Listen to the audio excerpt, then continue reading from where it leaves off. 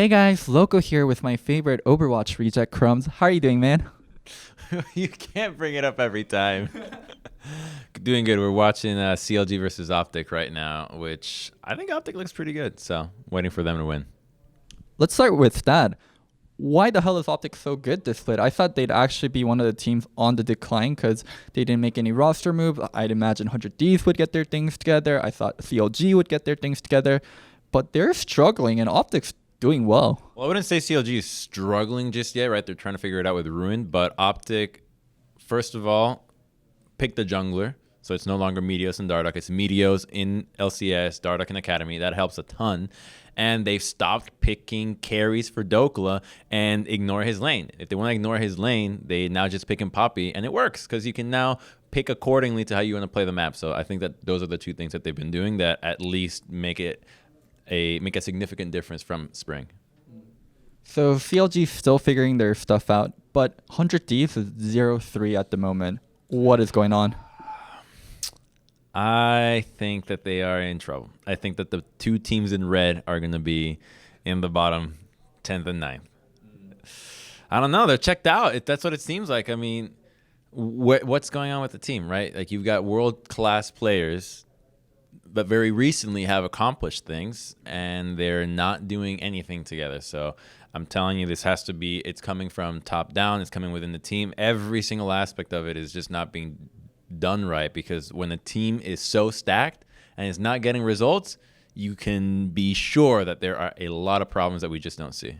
So do you think it's them having problems with their mid laner? Not that Soligo is bad, but he's not an import mid, and he's just very new, and not having a strong mid is such a deterrent. Detriment. Thank you. It's such a detriment to your team. I think, yes, it is. Obviously, you want to have a stacked mid laner. The best two roles you want more, that your most talented people to be at are mid and jungle every single time. So, yeah, it definitely affects it. But communication, that has to be a problem. You've got Afro and Bang in the bottom lane.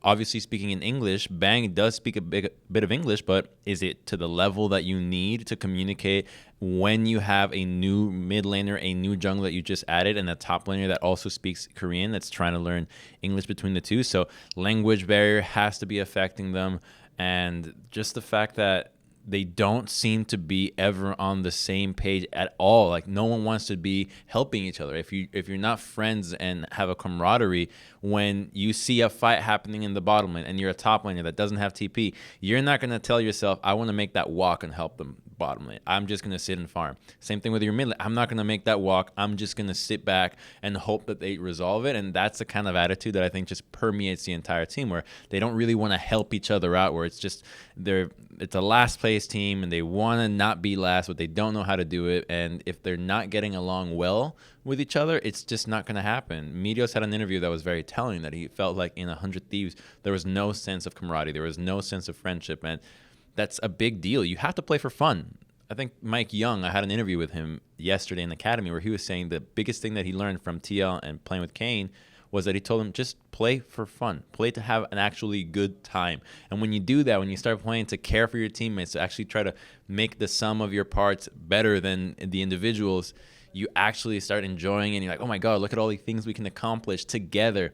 100 Thieves has not hit that yet. And we don't know if they're going to hit that this split. What about for Clutch, the other team in red? Why are they doing so badly?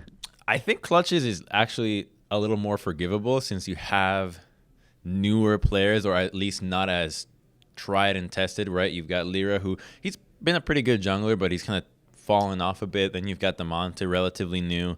And then in the bottom lane, Cody's son is back, and support Vulcan, who's also new. So you've got a lot of newer faces that I think you can say, okay, you're fine. I understand why you're in this position.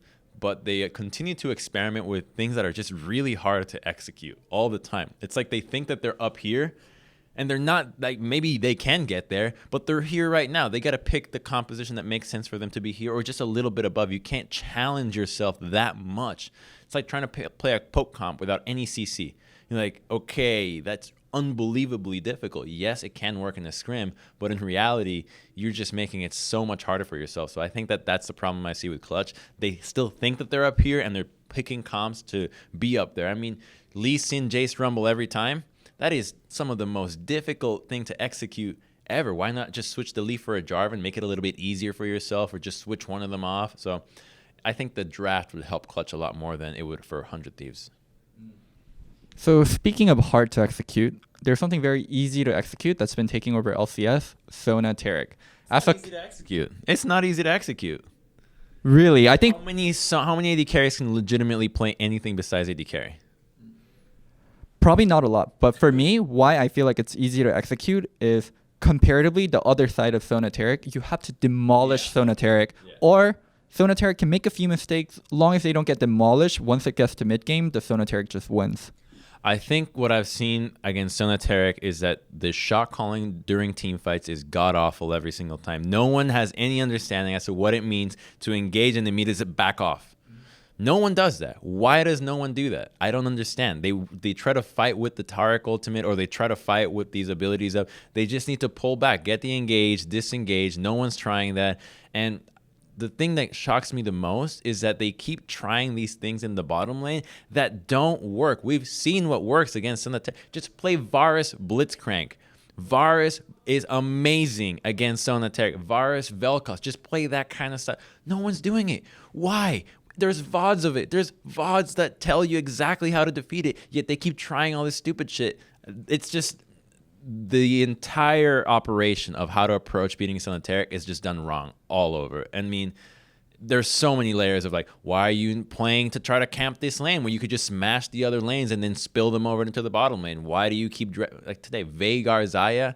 Like, that's not going to do anything to Sona Taric, and it didn't with a Gragas jungle. What? Who's coming up with these? Coaches that are getting paid money. The players. Someone's getting paid to make mistakes, which is nice. Well, I guess I do the same, actually.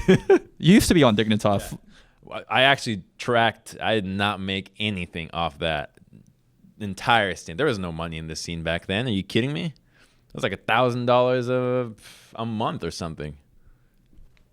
That's what I'm getting paid right now. Well, looks like you are in the time machine.